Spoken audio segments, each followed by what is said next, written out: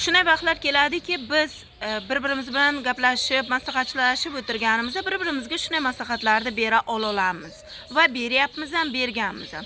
Do'stlaringni sinab do'st bo'lgin. Har kim bilan do'st bo'lma degan gaplarni gapiramiz. Mayli, siz bugun u do'stlarni sinamoqchidursiz. Sinadingiz ham. Ular siz sinovingizdan o'tdi-o'tmadi, uni men bilmayman. Lekin sizda ertandan o'sha do'stlaringiz sinasa agar siz ular sinovdan o'ta olasizmi? Yo'q, o'ta olmaysiz. Hech qaysi bir inson sinovdan o'ta olmaydi, chunki deganda har birimiz xato qilib qo'yamiz. Biz insonlar har xilmiz.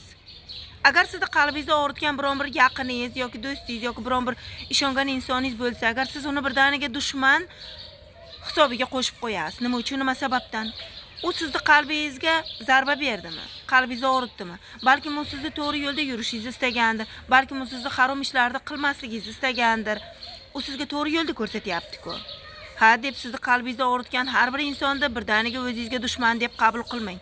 Shunday biladiki, shunday do'stlaringiz borki, sizni osmonlarga ko'tarishadi. Sizni yer ko'kka ishonishmaydi. Ular sizni do'stingizmi? Siz birdaniga xulosa chiqarmang. Chunki degani ular sizni balkim osmonlarga ko'targandan keyin yerga tashlab o'rgisi kelyapti. Balkim ular sizni haqiqiy dushmaningizdir. Sizni qalbingizni og'ritgan insonlarni birdaniga dushman hisobiga qo'shmang. Sizni osmonlarga ko'tarib yer ko'kka ishonmagan insonlarni birdaniga do'st hisobiga qo'shmang. Yaxshilab o'ylab ko'ring. Shunday vaqtlar keladiki, o'zingizni cho'kaydigan bir kemaga o'xshating. Go'yoki siz cho'kib ketyapsiz. Cho'kaydigan kemada kalamushlar qolarmikan? Yo'q, qolmaydi. Hamma kalamushlar har tarafga qochishadi. Qani ko'ramiz, nechta kalamush qolar ekan yoningizga? Menimcha hech qanday kalamush qolmaydi. Xuddi shunday, sizning yaqin do'stlaringiz yoningizda qoladi. Qachonki ular sizni haqiqatan yaqin do'stingiz bo'lsa.